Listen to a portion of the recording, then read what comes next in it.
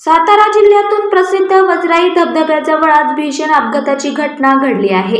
पर्यटकांनी भरलेले एक टेम्पो ट्रॅव्हल खोल दरीत कोसळल्याची धक्कादायक घटना समोर आली असून या अपघातात 4 ते 5 जण गंभीर जखमी झाल्याची प्राथमिक माहिती आहे। जखमींना तात्काळ सातारा सिव्हिल हॉस्पिटलमध्ये दाखल करण्यात आले आहे।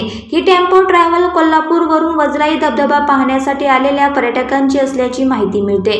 वाहनात 14 ते 15 जण प्रवास करत होते। सध्या राज्यात तुफान पाऊस चालू असून यामुळे डोंगराळ भागात हिरवाई आली आहे। तसेच प्रत्येक शहराच्या आजूबाजूला धबधबे हे ओसंडून वाहत आहे।